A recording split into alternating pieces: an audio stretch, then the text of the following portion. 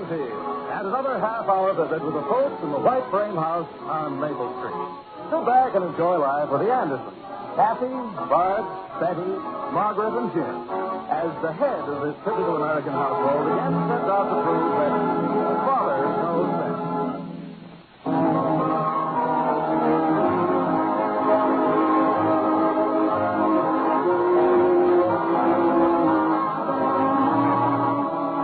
As it comes to many families, there came last week to the White Frame House on Maple Street an automatic washer. Ever since this singular event, the service porch has been the center of attraction in the Anderson household, particularly for Kathy, for whom the machine seems to have a fatal fascination. Like this. Mommy, can I wash this tablecloth? Heavens, no, that's clean. I just now put it on the table for lunch. Well, maybe you can spill a lot of stuff on it, and I'll do another batch after lunch. After lunch, you've got to get back to school, and I wish you'd leave that poor machine alone. Well, I'll just run this one batch here. Margaret, I'm home. In the kitchen, dear. Oh, hi. Lunch ready? Just about. Sit down. I'll have things ready in a jiffy. Okay. Where are all the young citizens? Oh, Bud's not home yet. Betty's upstairs, and you can guess where Kathy is. She's going to wear that washer out before I can pay for it. Contact. Fire rocket. Fire rocket. Roger. Is she running a washer or flying a space jet? Well, I wish I knew. X-13 is on his way to Mars, sir. Oh, hello, Daddy. Hi, kitten. Got anything you want washed? No. It's not too late to chunk something else in. How about your shirt, Daddy? Let go. Please let us get our clothes off before you wash them. Sit down, Angel. The others will be here in a minute. And another thing, Kathy, don't swipe all the clothes out of my closet and chunk them in that thing. I could only find one sock this morning. Man has to dress fast around this house if he wants to go out fully clothed. Mom? Oh, hiya, Dad. Hello, son. Sit down, Bud. Everything's on. Okay. Dad, I want to ask you a question. Uh-oh. Sounds bad. Pass the bread. Look, Noodle Nose, we're talking. You know I said Well, get lost. turn blue. Children, don't start fighting the minute you get home. No, it's best to wait 10 minutes or so. Will you keep quiet now, Big Mouth? Let's just stop the whole thing. Now, what's this big idea of yours? Well, what it's actually doing is saving you $14.95. I'll bet. Well, it is. Sorta. Go on. Well, you know us guys have been wanting a collapsible canoe, and that's how much they cost. Yes, I've been made very well aware of that. But we're not going to get one. Good. We're building a raft instead. Oh, a raft? Yeah. So, Go on, I'm braced. Whatever it is, how much is it going to cost me? well, actually, you're saving $9.95. What happened to the $14.95 I was going to say? You're taking $5 of that to rent a trailer and help us get the raft to the river. Oh, I am, huh? This Saturday. Well, I don't know. I think it's dangerous for you boys to be out on a homemade raft. It can't sink, Dad. We got 2 old oil drums under it. I know, And we but... got a sail for it. Just a minute. I'll get it and show you. Where'd you get a sail? Oh, it's a covering off an old mattress. Kathy, run upstairs and see what's keeping Betty. Mom, what did you do with our sail? I didn't touch it. I left it right by the back porch this morning. Kathy, Huh? look me in the eyes, Shrimp. I'm just washing the old thing. The kid needs it, too. Had black paint all over it. That black paint was our insignia, skull and crossbones. The paint wasn't even dry yet. Oh, heavens, now we've got a washer full of paint. Kathy, go upstairs and don't come down till I tell you to. But, Mommy... Go on now. I told you to leave that machine alone and you wouldn't listen. Go on. Yes, Mommy. Sabotager. Bad, I'll handle it. Margaret, aren't we being a little rough on Kathy? After all, she didn't mean anything by it. Maybe not, but she's been driving me crazy with that machine all week. I know, but I thought it was sort of amusing. We've got to have a little discipline around here. Oh, I don't know what I'm going to do with that girl. I've got a couple of suggestions. Margaret, you're getting upset over nothing. Mother? Well, it's about time, Betty. Everything's cold now. Well, I haven't time to eat. Where's that new silk dress of mine? I want to wear it this afternoon. To school? Well, that's a party dress. Well, the least a girl can do is look respectable. Appearance is very important. What are we sending you to, college or a fashion show? I wouldn't care if it was just Mr. Fawcett. But you can't expect a substitute to look at a bunch of needleheads. Really, Father? Substitute what? Instructor. Mr. Fawcett is sick, and this Mr. Wardlow is taking his place. Oh, Mother, he's absolutely dreamy. Oh? But devastatingly dreamy. Oh, gone. So that's it. Oh, Father, you're so utterly comic strip.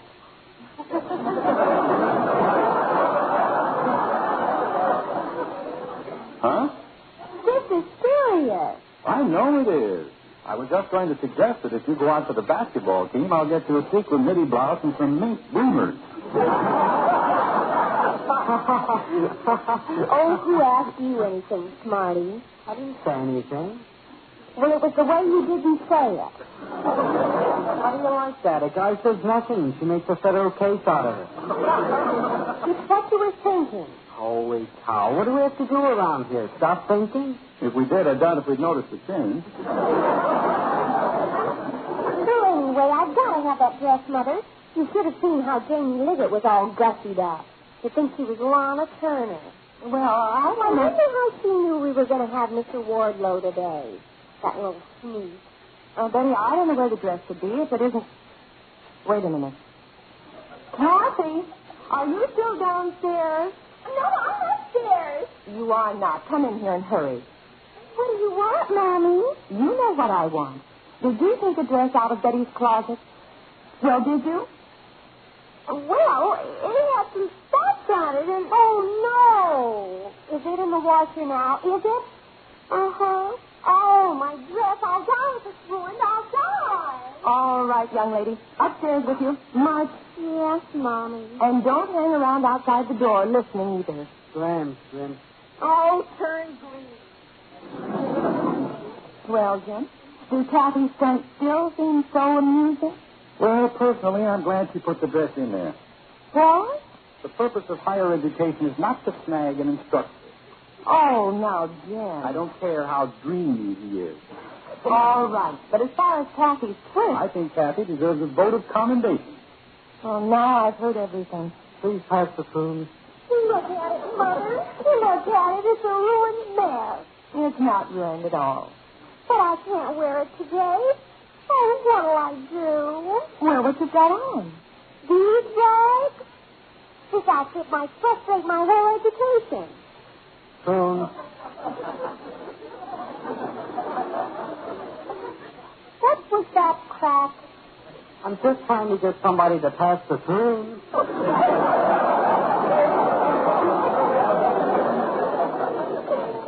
It didn't sound like it. Okay, Tallulah. But that's enough. Betty, that outfit looks very nice. And if this Mr. Wardlow has any sense, he'll see that you're dressed in better taste than Jamie. Well, he practically stared at Jamie all through typing in half of shorthand. Well, I wouldn't worry about him then. Burns, Yeah? pass the prune.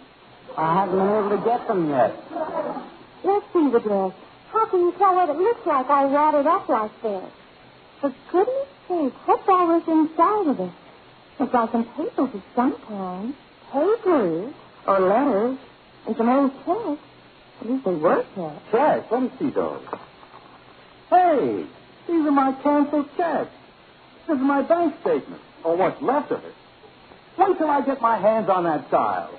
Oh, now, This Jim. must have come in the mail today. Why did you want to wash the mail?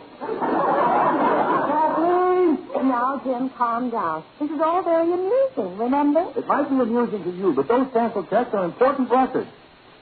Kathleen! Now, Jim. What goes on in that child's mind, anyway? Oh, it's just being amusing. What are you snickering about, Bud? I'm not snickering. I was just getting ready to ask for the cream. Whatever possessed you to throw the mail in the washer? I don't think how she got hold of it. I know that I took it out of the mailbox myself, and see, I put it in my apron pocket, and What apron? oh my goodness, it's gone. You must have taken it off me when I was busy. Now, Richie's got to be punished for this. Kathleen! Let's see the rest of that net. Probably loaded with important letters. Well, I don't know whether you can tell much about them. This one's a bill. You can be sure that's the one that would come through good shape. And here's the bill on the washer. I don't know whether to pay it or sue them for damages. Hello, Daddy. Did you call me? Yes, I did. Come in and sit down there. I want to talk to you. As soon as I get through wringing out the mail. Yes, sir. Oh, but as near as I can make out, this is a letter for you. For me? Gosh, who's it from? You'll probably never know. Holy cow. Why, Dad, what's the matter? Holy jumping cow. What's the matter, Dad? Look at this letter. It's from the police department. What did they want? I'm supposed to appear there within 7 days. What for? Oh, I don't know. The rest of the letter's been washed away. Oh, my. Let me see that thing. Holy cow. Here I'm being sent to jail, and I don't even know what for.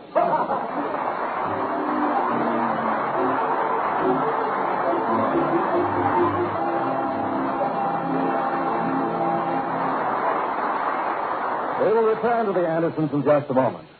One $10 care package equals about a month's ration for a person in Britain. And for such help, money is no substitute. However, when you help through care, you know that your money is all going in the package. Because care is non-profit. To have a food or textiles care package delivered, simply mail a check to Care, Los Angeles, or Care, New York.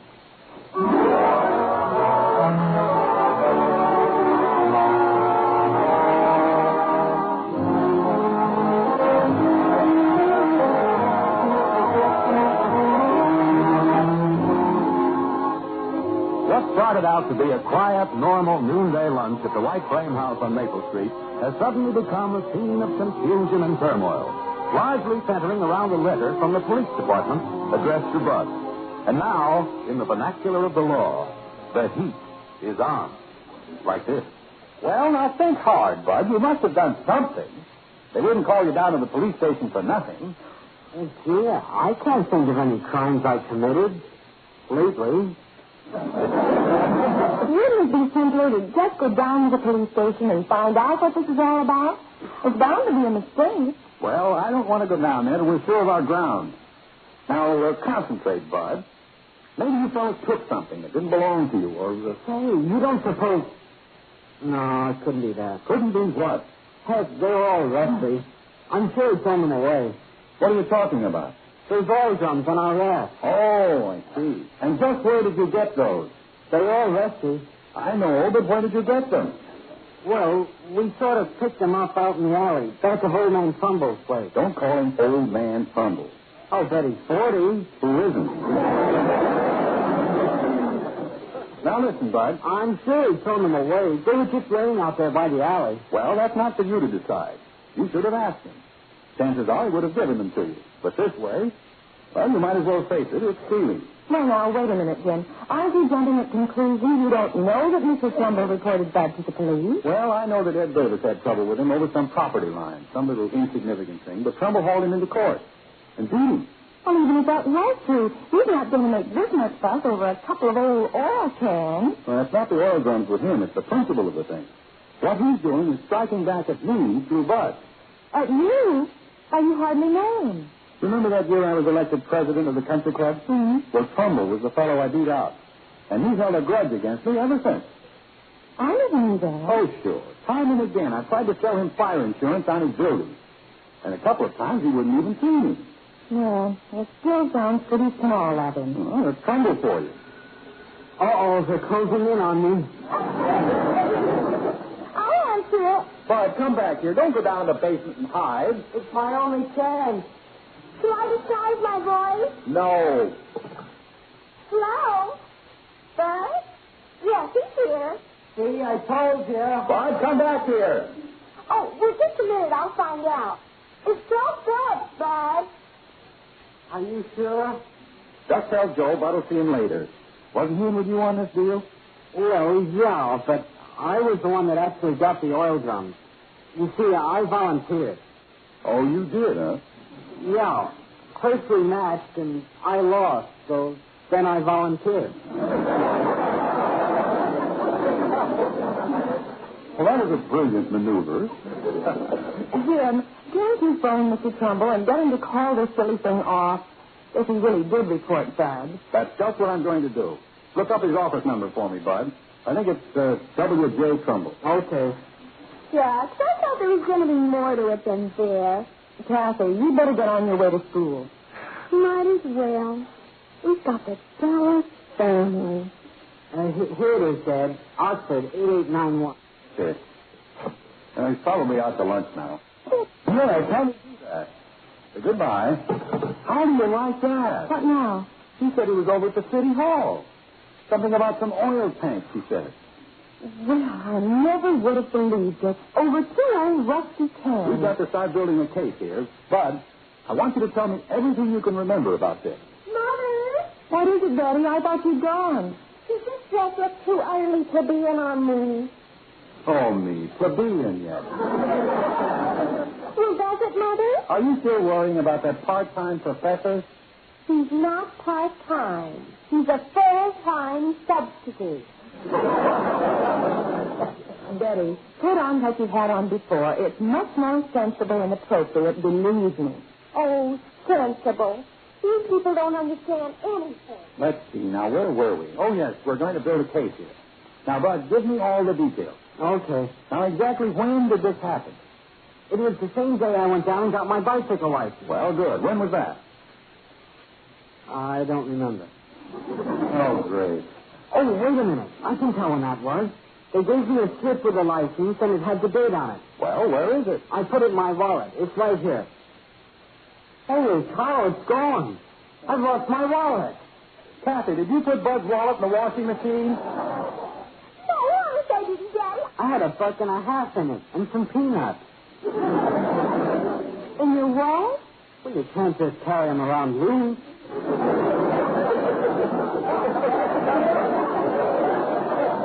Say, I'll bet you lost the wallet when you were getting those oil drums, and Mr. Trumbull found it, and that's how he knew it was you.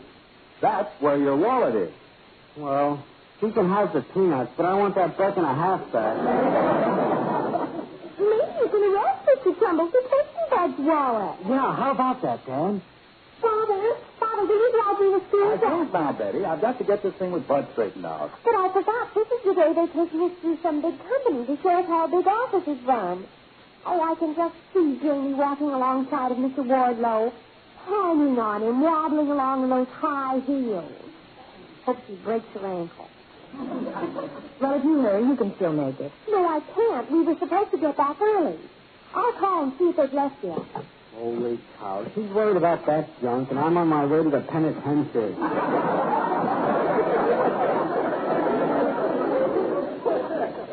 I'll stick by you, Bud. I'll come to visit you every week. Hello. So could you tell me if Mr. Wardlow's class has left on that trip yet? Huh? Mr. Wardlow? Why, yes. This is, well, my name is Betty Anderson. Betty Anderson. And I wanted to find out if the class had... Oh, they have. You will? Oh, it's 607 Maple. Yes, Mr. Wardlow. Goodbye. Oh, Mother, did you hear what he said? Oh, it's so thrilling. Well, don't keep us in suspense. He said the class went ahead in a bus. Now, there's the most thrilling news I've ever heard.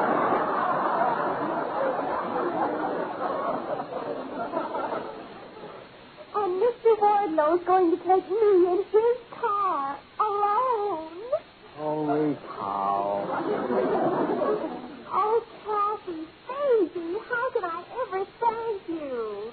Don't call me baby. If you hadn't made me late, this never would have happened. Oh, I love you, Kathy. See, that's a dirty trick. He says that right after I thought of some real mean things to say to her. Now that we've got that momentous problem solved, let's figure this thing out, Bud. Uh-oh. I bet that's the cops. They're closing in. Bud, come back. Don't go down in the basement and hide. That's no kind of a plan. Well, if you think of a better one, let me know. I'll be down in the basement. Now, wait, Bud. Father, there's a man here to see you. All right, Betty. See, Bud, it's not for you at all. I think he said his name was Trumbull. Trumbull? Trumbull? Oh, my gosh, I'm trapped. Bud, come back. Oh, well. You tell him to call this whole silly thing off. Don't worry. I'll handle him. He's in the living room, Father. Okay. Come back, Kathy. You can't go in there with him. Gee whiz, this when things start getting exciting. I don't even get them this. Well, Mr. Trumbull. Hello there, Anderson. Interrupting your lunch? No, we weren't very hungry today. Well, I saw your car in the driveway, so I figured you were home, and I wanted to get this matter taken care of as quickly as possible. Well, that's the way I felt about it, too. Good. I didn't want to go to your office because I want to keep this sort of quiet for the time being. Well, I don't blame you. Now, I was wondering, just as a starting figure, what would you say to $5,000? 5,000? What is this, blackmail? Well, if I've got to go higher, I will. I've got to have full product coverage. Confidentially, Anderson, how did you find out I was buying those oil tanks west of town? I just recorded the purchase at the City Hall not over half an hour ago. Oh, I guess that's your business, but I must say you were on the ball, Anderson. That's one thing that influenced me to throw this business your way. Well, that's fine, Mr. Trumbull. Yes, just goes to bear on an old theory of mine about success being based on being at the right place at the right time. Yes. Of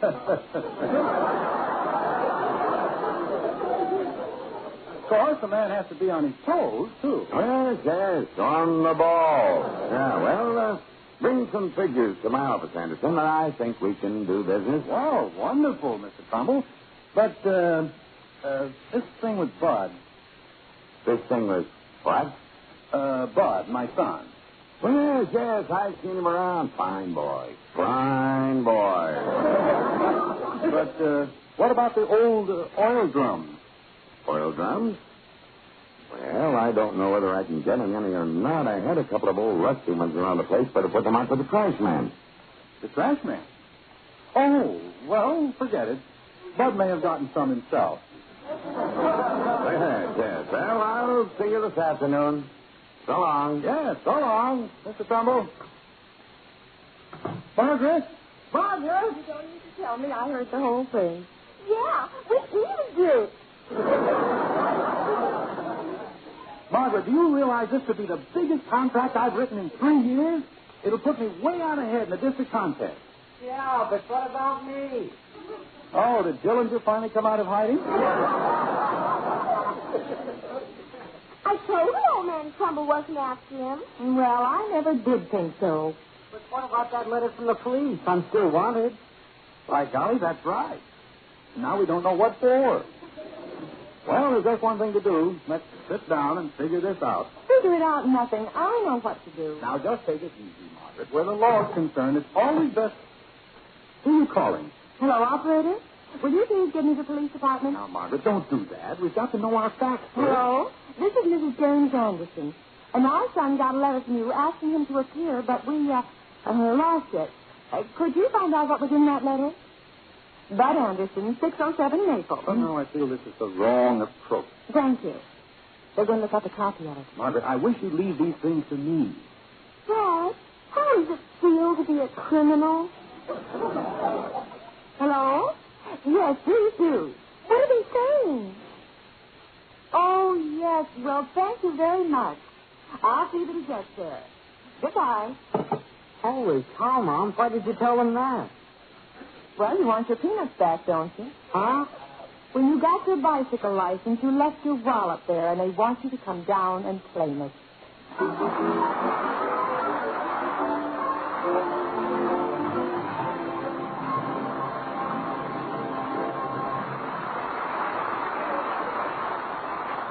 The Andersons will be back in just a moment. Now, another word for care. Official figures estimate that 42% of all South Koreans are refugees. If you want to help, you can send money for food, clothing, warm blankets, all the things so desperately needed to non-profit care. Care packages are saving lives in Korea, distributed by teams of dedicated men from the United Nations Civil Assistance Command. But somebody has to help pay for the packages.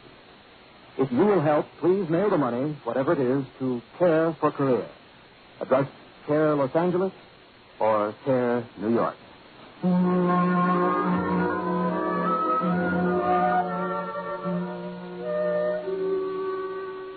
Well, all legal matters involving members of the White Frame House on Maple Street have been straightened out.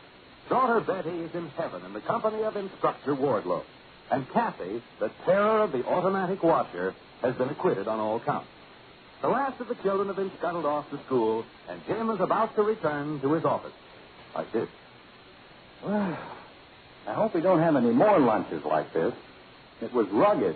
Yes. Well, maybe we all learned something from it.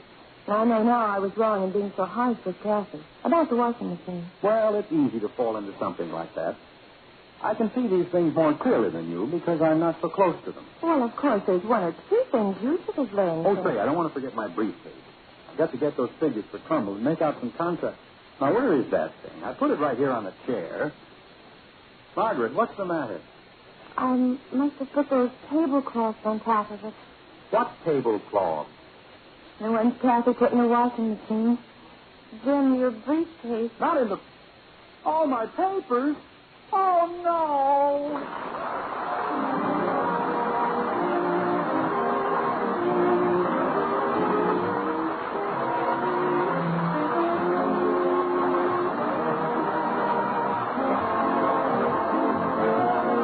Join us again next week when we'll be back with Father Knows Best, starring Robert Young as Jim Anderson. In our cast were Ted Donaldson as Bud, Gene Vanderpyle, Norma Jean Nilsson, Rhoda Williams, and Bill Foreman. Father Knows Best was transcribed in Hollywood and written by Paul West and Roswell Rogers.